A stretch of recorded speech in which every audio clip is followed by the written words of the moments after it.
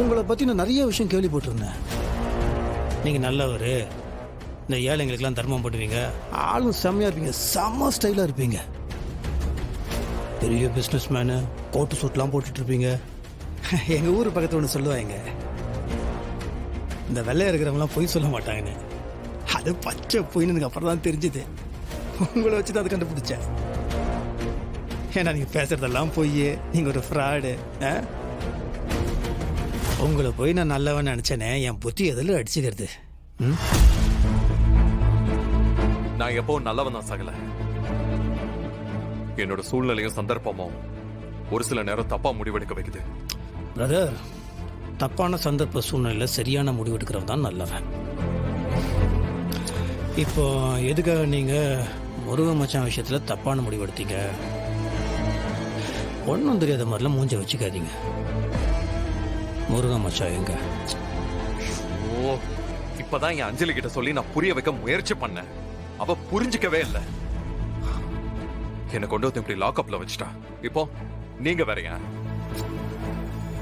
கேரக்டரே புரிஞ்சுக்க மாட்டேங்கிறீங்களே. இந்த பாருங்க, நான் ரொம்ப ரொம்ப நல்லவன். அஞ்சலி மட்டும் தான் எனக்கு வேணும். அவ கூட நான் வாழணும், அதுதான் என் ஆசை. மத்தபடி இந்த சில்லறத்தனமான வேலையெல்லாம் நான் செய்ய மாட்டேன்.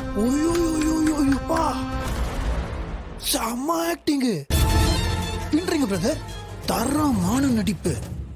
இதெல்லாம் நம்ம ஒரு நடிப்பே கிடையாது, இதெல்லாம் வெள்ளக்காரன் இங்கிலீஷ் படம் நடிப்பு. எவன் இவனுக்கோ தூக்கி கொடுக்குறாங்க அவார்டு, உங்களுக்கு கொடுக்கலாம் நேஷனல் அவார்டு. ஆனா ஒரு சந்தேகம், கொஞ்ச நாளைக்கு முன்னாடி வயசானவங்களோட பார்க்காம கட்டி வச்சு டார்ச்சர் பண்ணி வெளியே விடாம இதே மாதிரி நல்ல மாதிரி மூஞ்சி வச்சிருந்தீங்கல்ல,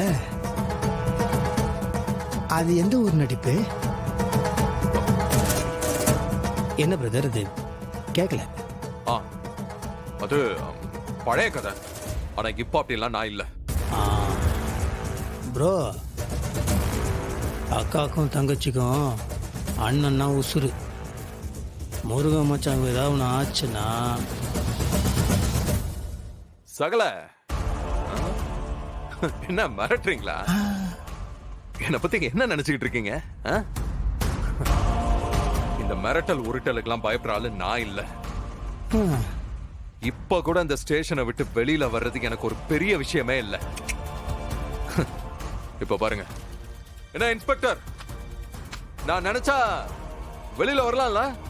வரலாம் சார். கேட்டீங்களா? ஆனா ஏன் வரல?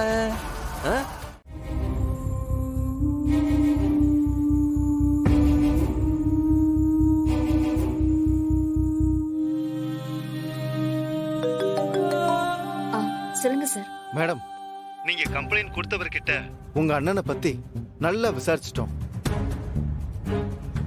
இவருக்கும் உங்க அண்ணனுக்கும் எந்த சம்பந்தமும் இல்ல. இவர் ஒரு அப்பாவி மேடம்.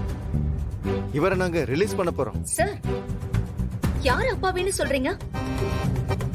அவன் ஆல்ரெடி ஜெயில தான் இருந்தான். இப்பதான் ஜாமீன்ல வெளியே வந்திருக்கான்.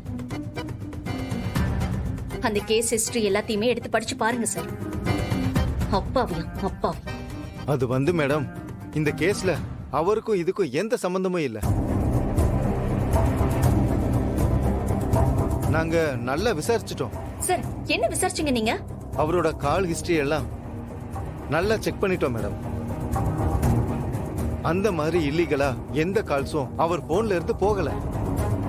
சார், அவ வேற போன்ல இருந்து கூட கால் பண்ணிருப்பான். வேற ஏதாவது போன் வச்சிருக்கானான்னு செக் பண்ணி பாருங்க சார். இல்ல மேடம், அதையும் நான் செக் பண்ணிட்டேன். அப்போ என் அண்ணன் இங்க? அத தனியா இன்வெஸ்டிகேஷன் பண்றோம் மேடம். என் அண்ணன் கிடைக்கிற வரைக்கும் இந்த ஆள் வெளியே வரக்கூடாது சார்.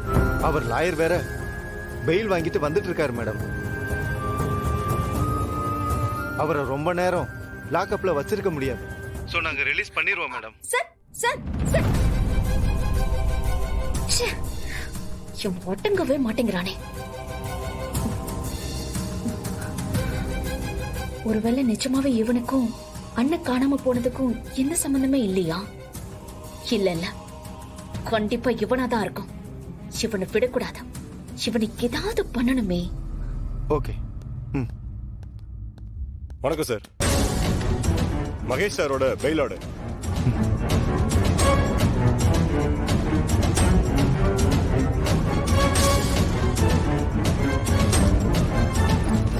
சார், ஆ? உங்களுக்கும் இந்த கேஸுக்கும் எந்த சம்பந்தமும் இல்ல.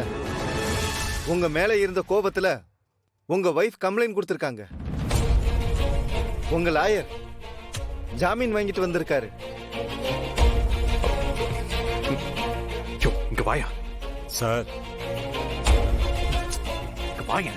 வரேன் சார்.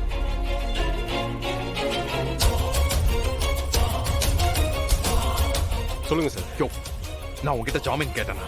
இல்ல சார், நீங்க யோ, தொலைச்சிருவேன். சொல்லாத விஷயத்தெல்லாம் ஏன் செய்யறேன்? சார், இல்லம்மா, தேடி பாக்குறேன்னு சொல்றாங்க. ஐயோ, நேரம் ஆக ஆக எனக்கு ரொம்ப பயமா இருக்கு.